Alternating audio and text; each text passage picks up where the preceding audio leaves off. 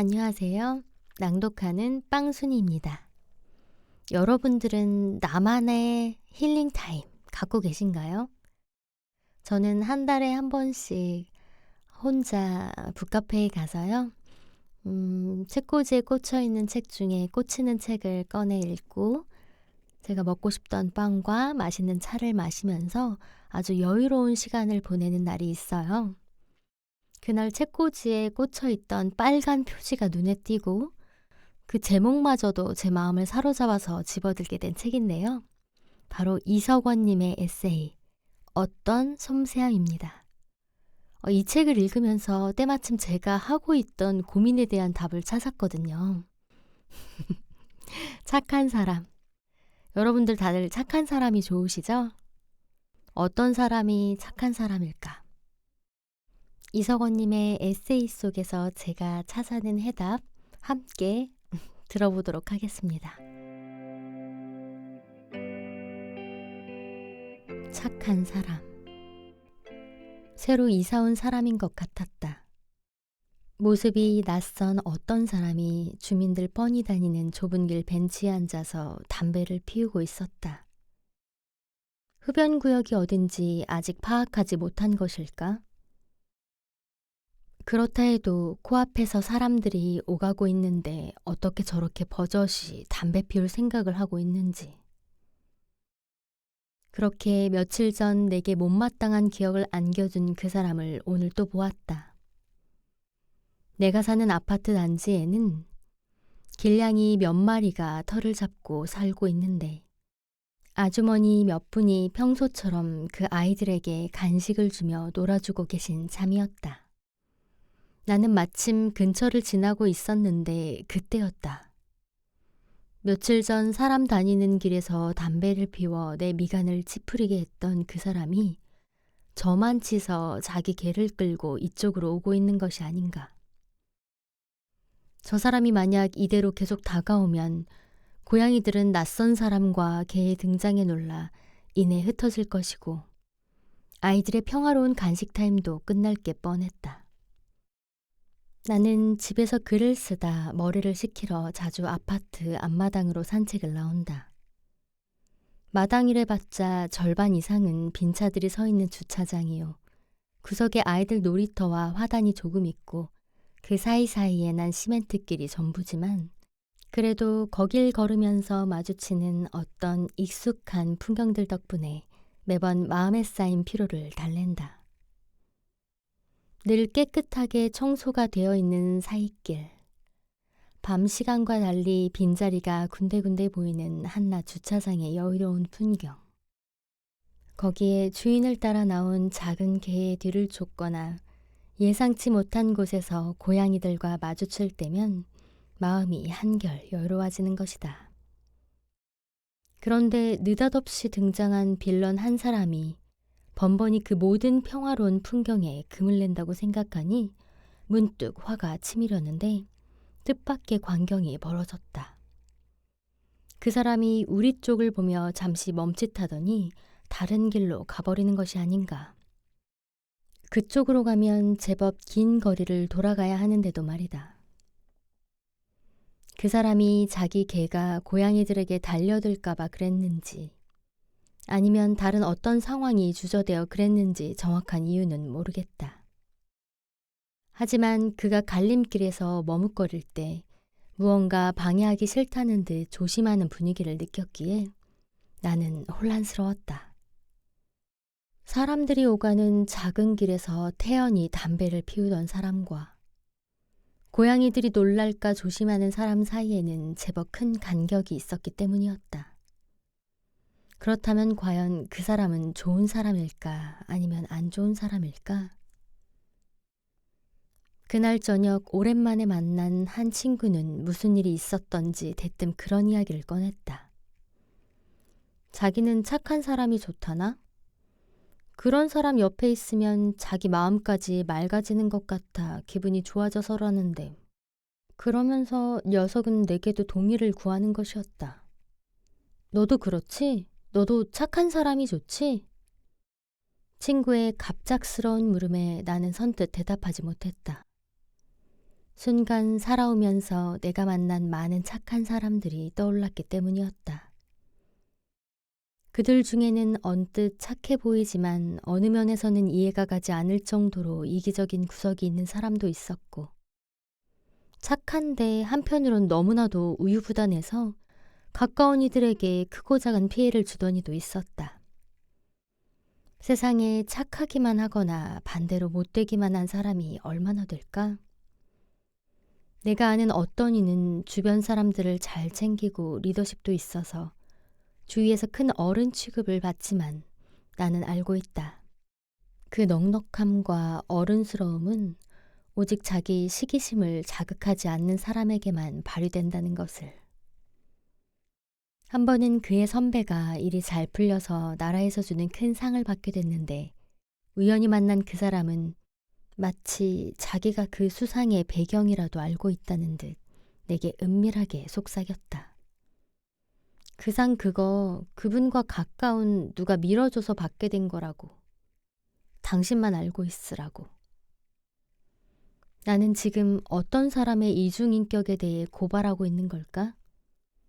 글쎄, 나는 그저 사람은 얼마든지 여러 가지 모습을 가질 수 있다는 사실을 말하고 싶을 뿐이다. 누구와 있는가에 따라 모습이나 행동이 달라진다고 해서 그게 꼭 가식이거나 연기는 아닌 것처럼 말이다. 언젠가 유기동물들을 위해 봉사를 하는 어떤 모임에 친구를 따라간 적이 있었다. 그런데 외부인이던 내가 묻는 말에는 대답도 잘 해주지 않으면서 유독 배타적으로 구는 어떤 이가 그날 모인 사람들 중 가장 많은 일을, 그것도 가장 험하고 굳은 일을 도맡아 하는 걸 보면서 이후 그런 경험들이 점점 더 많이 쌓여가면서 나는 사람이 얼마나 입체적인 존재인지를 알아갔다. 동물을 좋아한다고 해서 사람에게까지 친절할 필요는 없는 것인데, 이런 좋은 점이 있으면 다른 안 좋은 점도 있을 수 있는 법인데, 그전까지 나는 누군가 그렇게 상반된 모습을 보이면 꼭 그 중 하나만이 그 사람의 진짜라고 여기는 습성이 있었다. 그리고 그 외 다른 건 다 가식이거나 연기로 치부했다. 달랑 종이 한 장에도 앞뒷면이 있는 법인데 하물며 사람이 여러 가지 모습을 가질 수 있다는 사실을 나는 어째서 인정하지 못했던 걸까? 하여 누군가 내게 너도 착한 사람이 좋으냐 다시 묻는다면 나는 이렇게 대답하고 싶다. 나는 착하다는 말을 듣는 사람보다는 인간은 그렇게 한 가지 성품만으로 무 자르듯 판단하기 어렵다는 사실을 아는 사람이 좋다고. 그래서 타인에 대해 판단할 때는 가능한 조심할 줄 아는 그런 신중하고도 사려 깊은 사람이 좋다고.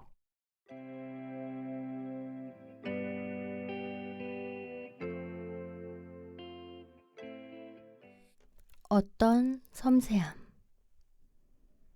사람들로부터 가끔씩 섬세하다거나 꼼꼼하다는 말을 들을 때면 스스로 민망해지곤 한다.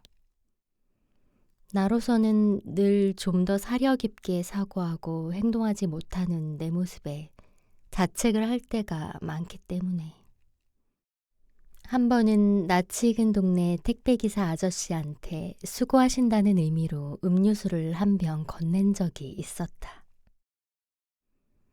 아저씨는 감사하다며 마침 목이 말랐는지 그 자리에서 그걸 받아 벌컥벌컥 시원하게 드신 것까진 좋았는데 그 뒤로 무슨 일이 벌어졌는지 아는가?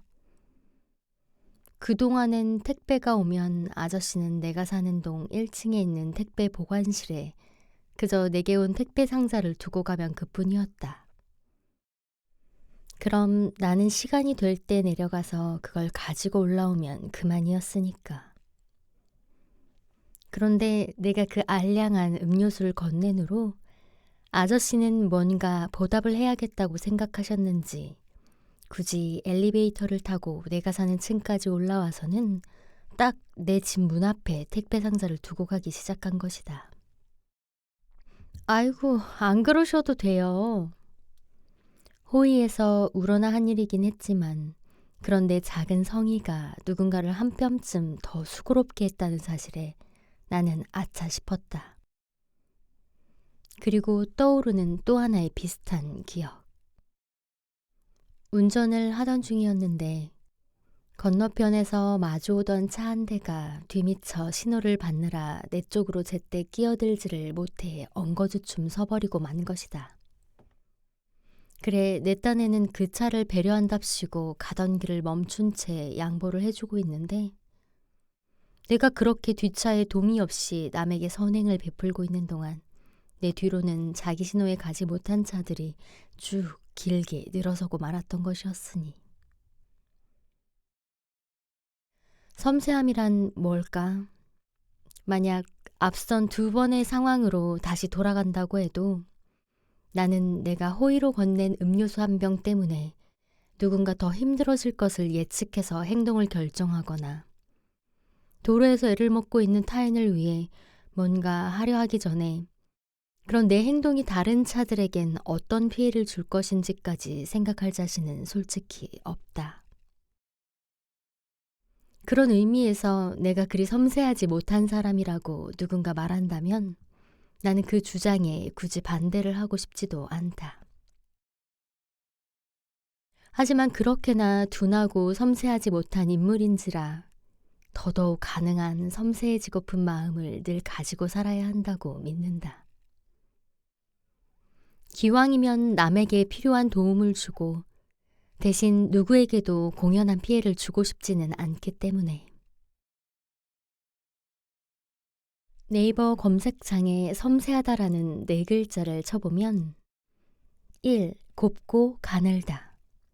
2. 매우 찬찬하고 세밀하다는 뜻풀이가 나오는데 아무래도 내가 살면서 이해해온 섬세함이란 2번에 가까운 것이 아닌가 한다. 가령 내가 살펴야 할 대상이 있다면 시간을 두고 가능한 여러 면에서 두루두루 살피는 태도가 그렇다.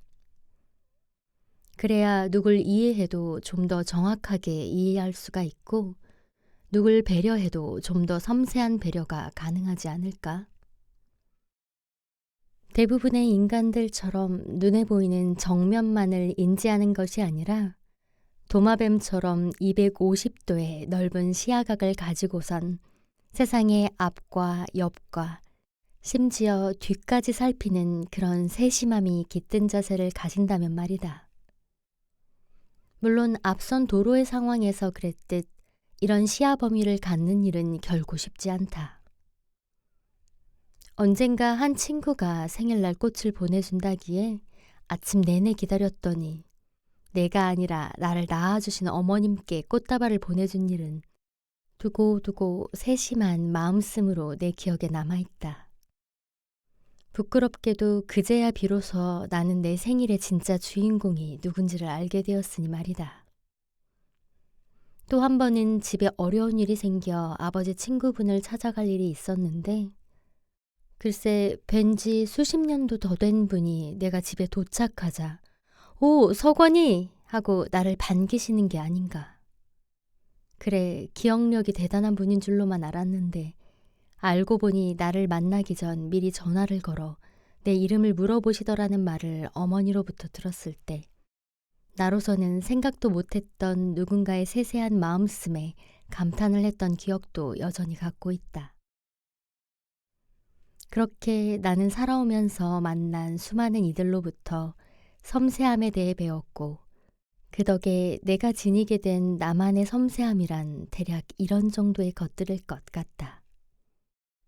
남의 하소연을 함부로 징징댐으로 치부하지 않는 태도를 갖는 것. 남들과 대화할 때는 그 자리에 있는 모든 이들에게 골고루 시선을 주는 것. 누군가 아파 쓰러지면 무작정 일으켜 세울 게 아니라 그 사람의 상태를 봐가면서 그에게 필요한 도움을 주는 것.